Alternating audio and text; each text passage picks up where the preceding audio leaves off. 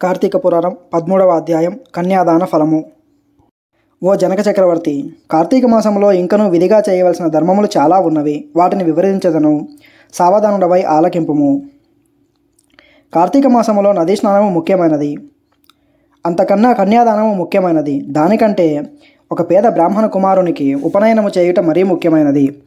ఒకవేళ ఉపనయనము కావు ఖర్చు అంతయు భరింపక సఖ్యం కానప్పుడు మంత్రాక్షతలు, దక్షిణ, తాంబూలాది సంభావనలతో తృప్తిపరచినను ఫలము కలుగును. ఈ విధముగా ఒక పేద బ్రాహ్మణ బాలునికి ఉపనయనము చేసిన ఎడల ఎంతటి మహాపాపములు చేసియున్నను, ఎంతటి దుష్కృత్యములు చేసియున్నను, ఎంతటి వ్యభిచారము చేసియున్నను ఆ పాపములన్నయూ పోవును. ఎన్ని నూతులు తటాకములు తవ్వించినను పైన చెప్పినట్లుగా ఒక బ్రాహ్మణ బాలునికి ఉపనయనము చేసినందుకు వచ్చు ఫలము సరితూగవు. అటులనే కార్తీక మాసమందు భక్తి శ్రద్ధలతో కన్యాదానము చేసిన ఎడల తాను తరించుటయే గాక తను పితృదేవతలను కూడా తరింపజేసిన వాడగును. ఇందులో ఒక ఇతిహాసము గలదు, చెప్పెదను, శ్రద్ధగా ఆలకింపుము. ద్వాపర యుగంలో వంగదేశంలో గొప్ప పరాక్రమవంతుడు, క్రూరుడు అయిన సువీరుడను ఒక రాజు ఉండెను. అతనికి రూపవతి అను భార్య కలదు. ఒకసారి సువీరుడు శత్రురాజులచే ఓడింపబడి భార్యతో సహా అరణ్యమునకు పోయి ధనహీనుడై నర్మదా నది తీరమున ఒక పర్ణశాలలో నిర్మించుకొని కందమూలములను భక్షించుచు కాలము గడుపుచుండెను. కొన్ని రోజులకు అతని భార్య ఒక బాలికను కనెను.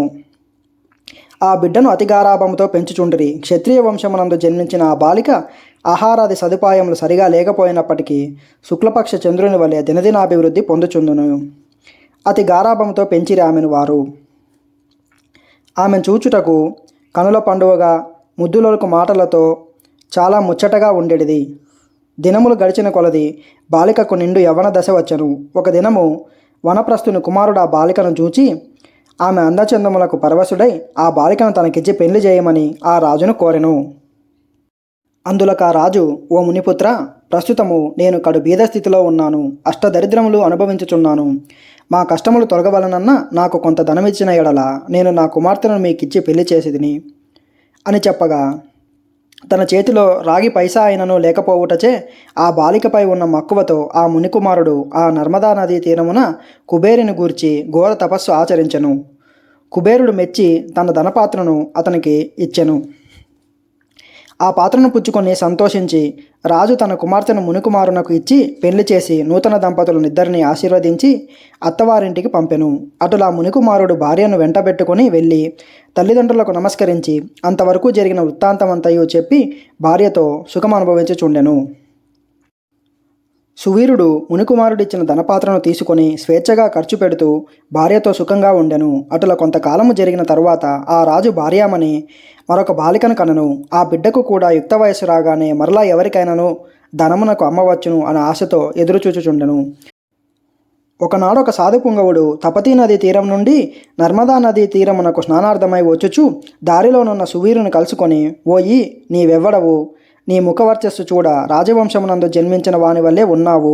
నీవి అరణ్యమునందు భార్యాబిడ్డలతో నివసించుటకు కారణమేమిటి అని ప్రశ్నించగా, సువీరుడు, మహానుభావ, నేను వంగవంశ దేశము నేలుచుండడి సువీరుడను రాజును. నా రాజ్యమును శత్రువులు ఆక్రమించుటచే భార్యాసమేతముగా నేను ఈ అడవిలో నివసించుచున్నాను.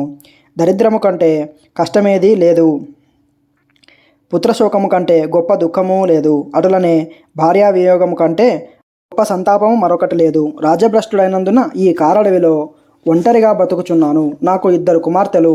అందులో మొదటి కుమార్తెను ఒక మునిపుత్రునికిచ్చి వాని వద్ద కొంత ధనం పుచ్చుకుంటుని దానితోనే ఇంతవరకు కాలక్షేపం చేయుచున్నాను అని చెప్పగా, ఓ రాజా, నీవు ఎంతటి దరిద్రుడవైనను ధర్మసూక్ష్మములు ఆలోచింపక కన్య నమ్ముకొంటివి. కన్యా విక్రయం మహాపాతకములలో ఒకటి.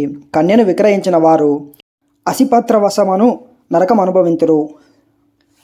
ఆ ద్రవ్యముతో దేవముని పితృదేవత ప్రీత్యర్థము ఏ వ్రతము చేసినను వారు నశింతురు. అదియేగాక కన్యా విక్రయము చేసిన వారికి పితృదేవతలు పుత్రసంతతి లేకుండా శపింతురు. అటులనే కన్యను ధనమిచ్చి కొని పెండ్లాడిన వారు చేయు గృహస్థ ధర్మములు వ్యర్థమగుటయేగాక అతడు మహానరకం అనుభవించును. కన్యా విక్రయము చేసిన వారికి ఎట్టి ప్రాయశ్చిత్తము లేదని పెద్దలు వక్కానించి ఉన్నారు. కావున రాబోయే కార్తీక మాసమున నీ 2వ కుమార్తెను నీ శక్తి కొలది బంగారు ఆభరణములతో అలంకరించి సదాచార సంపన్నుడగు బుద్ధిమంతుడగు ఒక వ్యక్తికి కన్యాదానం చేయుము అని చెప్పెను. అటుల చేసిన ఎడల గంగా స్నానం అనరించిన ఫలము అశ్వమేధ యాగము చేసిన ఫలము పొందుటయే గాక మొదటి కన్యను అమ్మిన దాన పాప ఫలము కూడా తొలగిపోవును అని రాజుకు హితోపదేశం చేయగా అందుకు ఆ రాజు చిరునవ్వు నవ్వి, ఓ మునివర్య, దేహసుఖము కంటే దానధర్ముల వలన వచ్చిన ఫలము ఎక్కువ. తాను బ్రతికుండగా భార్యాబిడ్డలతోనూ సిరి సంపదలతోనూ సుఖముగా ఉండగా చనిపోయిన తర్వాత ఏదో మోక్షము కొరకు ప్రస్తుతమున్న అవకాశమును చేతులారా జారవిడుచుకోమంటారా? ధనము బంగారము కలవారే ప్రస్తుతము లోకములో రాణింపగలరు.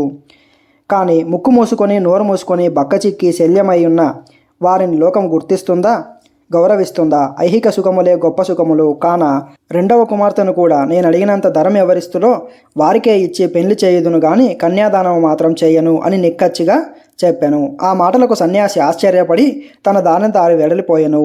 మరికొన్ని దినములకు సువీరుడు మరణించను. వెంటనే యమభటులు వచ్చి వానిని తీసుకొని పోయి యమలోకములో అసిపత్ర వనమను నరక భాగమును పడవేసి అనేక విధములుగా బాధించిరి. సువీరుని పూర్వీకుడైన శృతకీర్తియను రాజు ధర్మయుక్తంగా ప్రజలను పాలించి ధర్మాత్ముడై మృతి చెందిన పిమ్మట స్వర్గమందు సర్వసౌఖ్యములు అనుభవించుచుండెను. సువీరుడు చేసిన కన్యా విక్రయం వలన ఆ శృతకీర్తిని కూడా యమకింకరులు పాశమున బంధించి నరకమునకు తీసుకొని వచ్చిరి. అంతట శృతకీర్తి, నేనెరిగినంత వరకు ఇతరులకు ఉపకారము చేసి దానధర్మములు యజ్ఞయాగాదులు నడచి ఉన్నాను. కానీ నాకీ దుర్గతి ఏలగలిగను అని మనసుందనుకొని నిండు కొలువునందు కూర్చుని ఉన్న యమధర్మరాజు కడకేగి నమస్కరించి, ప్రభు, నీవు సర్వజ్ఞుడవు, ధర్మమూర్తివి, బుద్ధిశాలివి, ప్రాణికోటినంతను సమంగా చూచుచుండవు. నేనెన్నడూ ఏ పాపము చేసి ఉండలేదు. నన్ను స్వర్గలోకము నుండి నరకమునకు దోడ్కొని వచ్చుటకు కారణమేమి, సెలవిండు అని ప్రాధేయపడను. అంతటా యమధర్మరాజు శృతకీర్తిని గార్చి, శృతకీర్తి, నీవు న్యాయమూర్తివి, ధర్మజ్ఞుడవు, నీవు ఎటువంటి దురాచారములు చేసి ఉండలేదు. అయిననేమి నీ వంశీయుడగు సువీరుడు తన జ్యేష్ఠపుత్రికను ధనము ఆశించి అమ్ముకొనెను. కన్యను అమ్ముకునే వారి పూర్వీకులు ఇటు 3 తరములు అటు 3 తరములు వారెంతటి పుణ్యపురుషులైనను నరకం అనుభవించక తప్పదు. అయినను నీచ జన్మములు ఎత్తవలసి ఉండెను. నీవు పుణ్యాత్ముడవనియు ధర్మాత్ముడవనియు నేనెరుగుదును. కాబట్టి నీకొక ఉపాయము చెప్పెదను. నీ వంశీయుడగు సువీరునకు మరి ఒక కుమార్తె కలదు.